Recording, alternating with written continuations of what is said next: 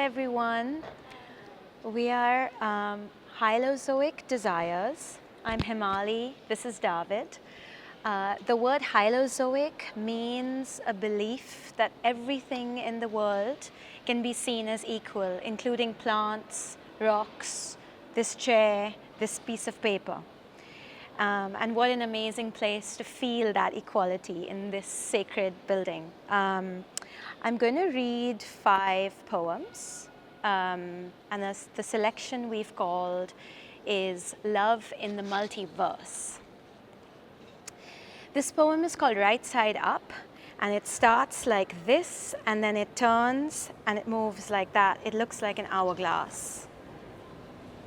That's what I'm going to read.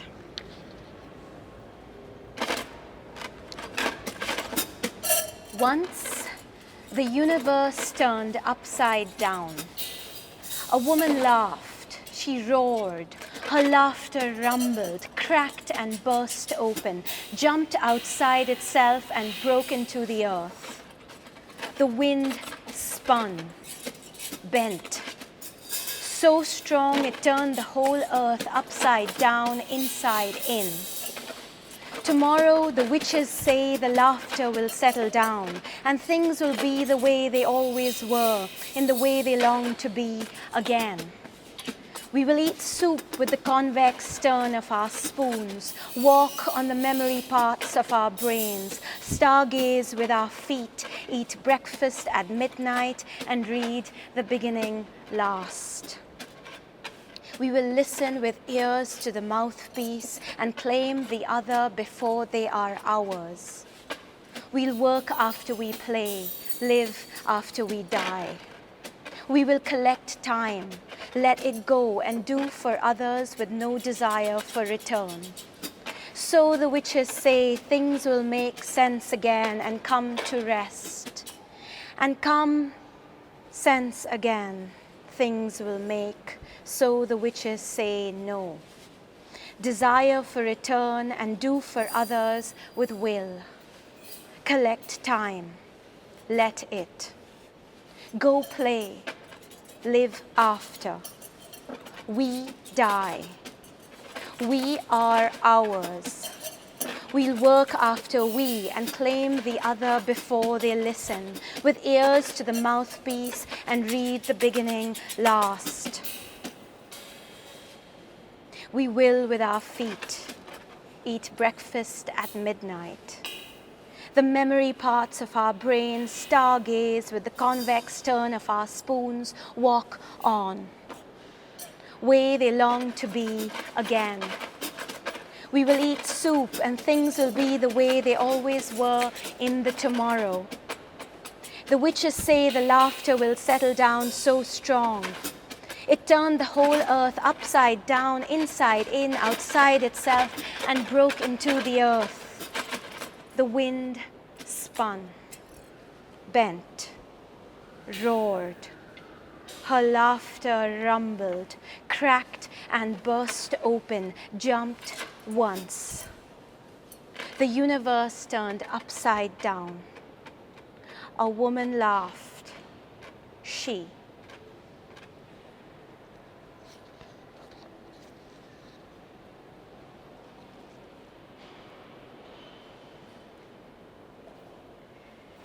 This poem is called Absences, and it's created out of an existing poem that I've erased and left behind certain words.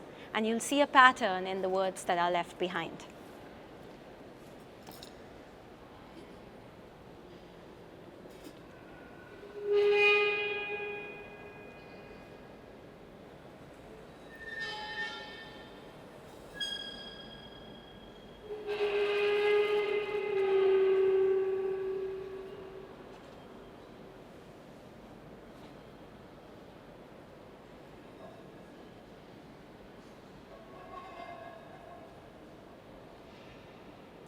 Smear out the last no. The vow of silence heard the ghost of the wind. No. no left.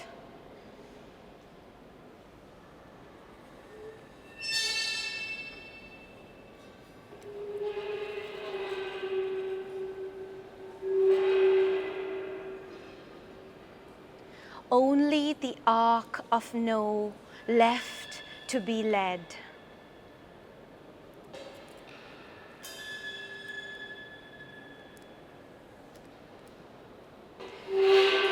Nobody left to be beautiful.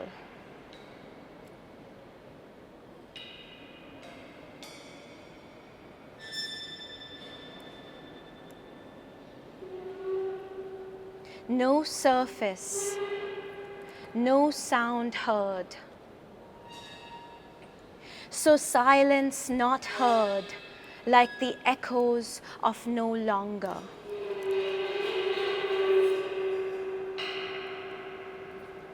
Any abyss held together by its variety of absences.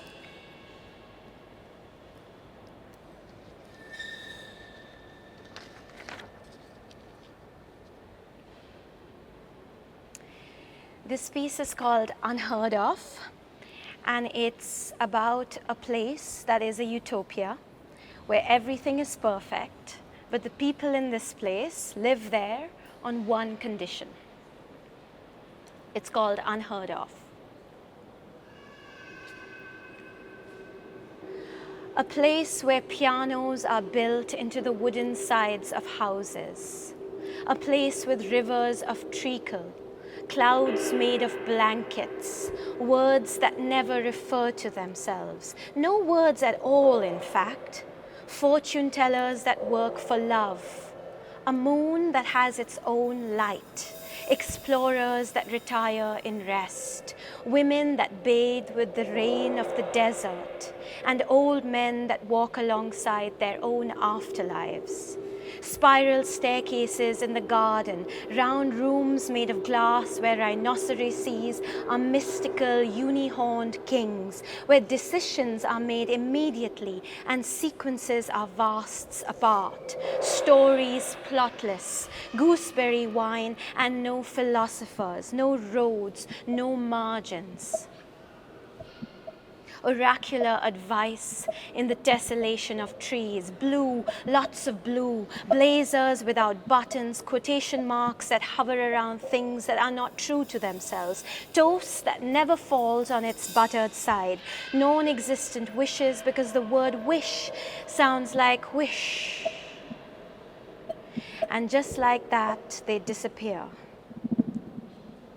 Blue oranges, televisions without news and free macaroons. A place about which people used to say, there isn't a better place than this.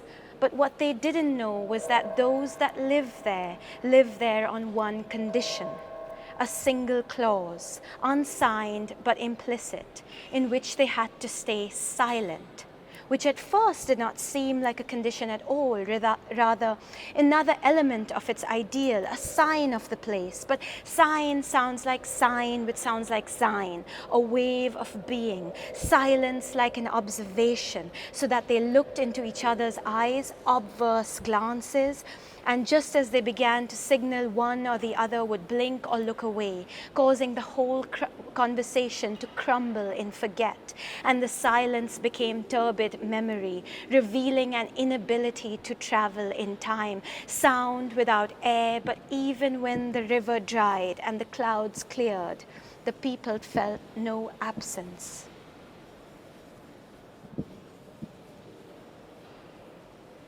The new children were never told stories, so they grew up thinking that the river was just a giant mark on earth in the shape of confusion, an S, tangled thought, distraction. When molecules clashed in unexpected explosions, no one heard them. The bell tolled, nobody left. Silence became oppression. Silence became without touch. Mostly, silence became noise.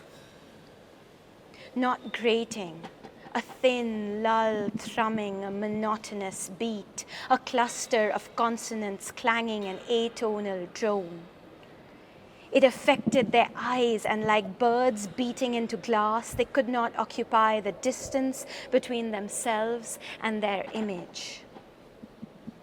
They had not known sound, but if this was what sound sounded like, they began to imagine other places, places where they could hear what silence sounded like. Every hemi, demi, semi quiver, every hertz, every micro, nano, pico, mega, giga, tera, brontosaurus of decibel.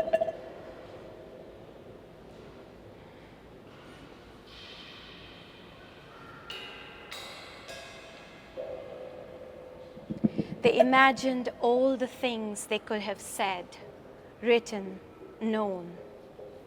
It was only in their imaginations then that they could reconceive of silence. Silence meaning preservation of language. And they liked it better. They didn't want to go back to the place better than all other places.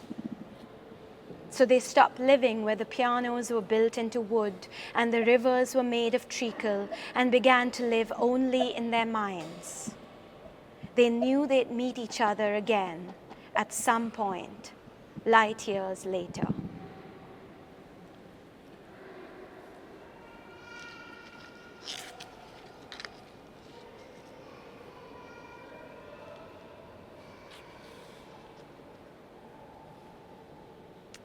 This is called Thinking Like an Island.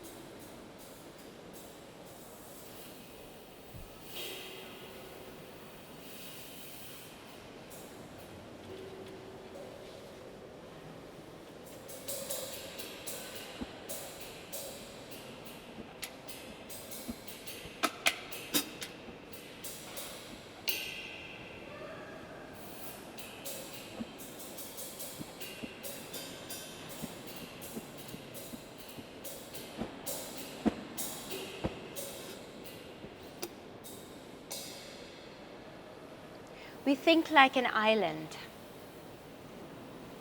We are both our bodies and the water that we resist. We are made from an explosion and also an erosion. We are delusional. We die, and every time our souls rise up for a little more clarity. We wake up to take the oblique journey back to the shore. We are deserted in the world's noisy grief, and still, we are the stillness. We are briefly the bomb in Baghdad. We are the finite area and the infinite perimeter. We are opposite like that. A half-life of love mixed with time running out, trying always to give it word so it stays. Trying always to give it word so it stays. Trying always to stay far enough from its radiation so it never withers, like the cornerstone of Kaaba is withering from the multitude of kisses lain upon it.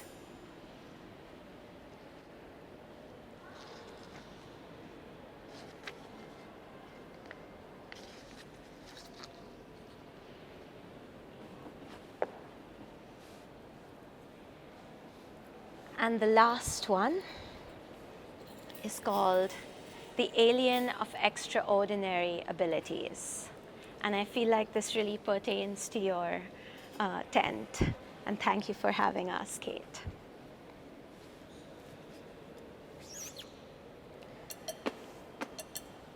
The word alien, mid-14th century, from Latin alienus, belonging to another.